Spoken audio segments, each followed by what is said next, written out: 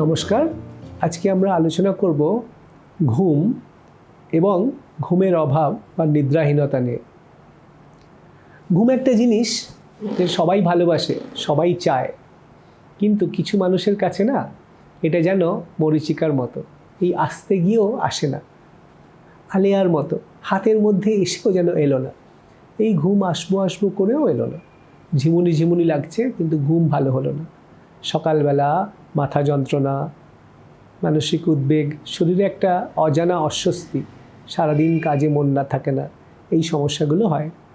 তো নিদ্রাহীনতা হয়তো পেপারে পড়েন বা টিভিতেও দেখেছেন, সময়ের সাথে সাথে সাথে সাথে বাড়তে থাকছে সারা বিশ্ব জুড়ে। এর অনেক কারণ আছে। যদি জিজ্ঞেস করেন নিদ্রাহীনতা কাদের হয়, আমি বরং বলবো কাদের হয় না, সবারই হয়। একটা সদ্যজাত শিশু 22 ঘন্টা ঘুমায়, তারপর থেকে ঘুম কমতে থাকে একটু একটু একটু একটু করে। এবং বিজ্ঞানীরা বলেন প্রাপ্তবয়স্ক হওয়ার পর প্রতি 10 বছর বয়স বাড়লে 1 ঘন্টা করে ঘুম কমে যায়। তার মানে কেউ যদি 20 বছর বয়সে 8 ঘন্টা ঘুমায়, 30 বছর বয়সে সে 7 ঘন্টা ঘুমাবে, 40 বছর বয়সে গিয়ে 6 ঘন্টা ঘুমাবে, এইভাবে কমতে থাকে। তো কাকে আমি নিদ্রাহীনতা বলবো সেটা একটু বুঝে নিতে হবে। অনেক সময় 70-80 বছর বয়স্ক ভদ্রলোক বলেন ঘুমের ওষুধ চাই, ঘুম হচ্ছে না, তিনি হয়তো 5 ঘন্টা ঘুমান, সেটা কিন্তু তার বয়সের হিসাবে কম নয়। কিন্তু যতটা ঘুম হওয়া দরকার তার থেকে কম ঘুম হচ্ছে এমন মানুষ অনেক আছে। কি কারণ?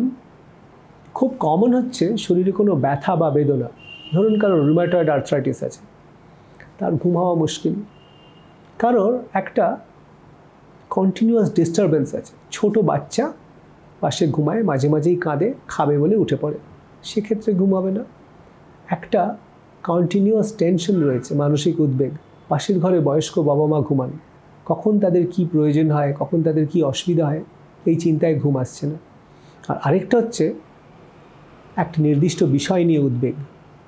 যারা ফিনান্স লাইনে আসেন, মার্চ এপ্রিলে তারা ভালো করে ঘুমাতে পারে না, রোজই অডিট হচ্ছে, রোজই কোনো না কোনো হিসেব নিকেশ, চাপের কাজ।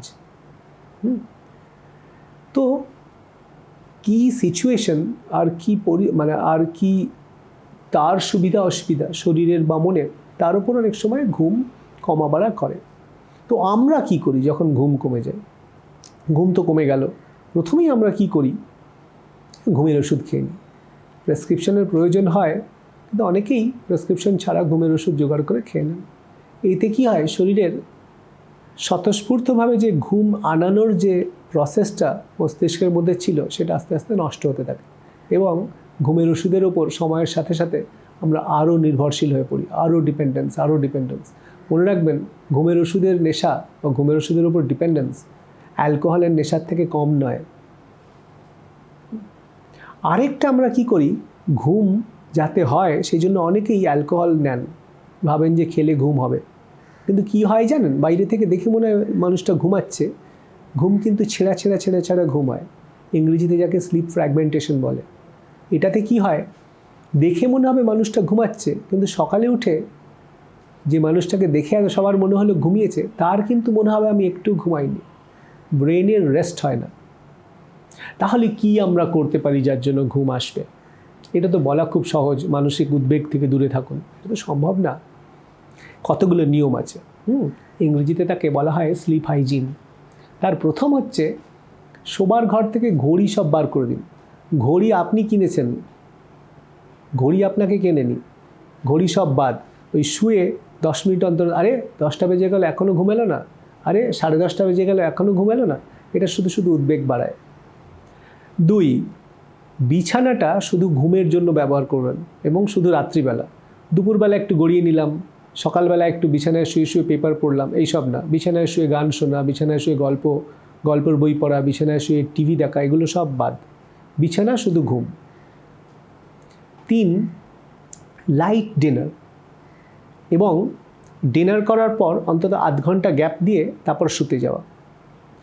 রাতের খাবার যদি একটু কম স্পাইসি, কম তেলের হয় তাহলে ভালো, তাহলে পেটে সমস্যা করে না, ফলে কোনো রকমের অস্বস্তি বা কষ্ট তৈরি করে না, ঘুম নির্বিঘ্নে হতে থাকে। অনেকের কিন্তু বারবার টয়লেট যাওয়ার জন্য ঘুম ভাঙে, সেক্ষেত্রে কতটা জল বা লিকুইড খাবার উনি খাবেন সন্ধ্যে 6টার পর, সেটা একটু হিসেব করে নিতে হয়। এই প্রসঙ্গেই বলি, সন্ধ্যে 6টার পর কিন্তু যাদের ঘুমের সমস্যা আছে চা কফি না খাওয়াই ভালো। এবং নেশার জিনিস তো আমি বলেই দিলাম, নেশার জিনিস বাদ রাখতেই হবে ঘুম ভালো আসতে গেলে। এরপর হচ্ছে ঘুমিয়ে পড়লেন, তো শুয়ে পড়লেন, তখন কি ভাববেন? অনেকে জিজ্ঞেস করবে কী ভাববো। সিনেমাতে দেখা গেছে, বইয়েও লেখা আছে, ব্যাকওয়ার্ড কাউন্টিং, 1000 থেকে আপনি উল্টো দিকে গুনতে শুরু করলেন। এইসব তো আছেই। আমি সহজ কথায় একটা জিনিসই বলি, ছোটোবেলা থেকে কোনো সুখের স্মৃতি, বাবার সাথে মেলায় গিয়েছিলেন, প্রথমবার মেট্রো রেল চড়েছিলেন, প্রথমবার কবে এরোপ্লেনে চড়েছিলেন, এই কোনো সুখের স্মৃতি, সেই নিয়ে ভাবা যায়। আচ্ছা, শুয়ে রইলেন অনেকক্ষণ, কিন্তু ঘুম আসছে না, 45 মিনিট হয়ে গেল, উঠে পড়ুন বিছানা থেকে।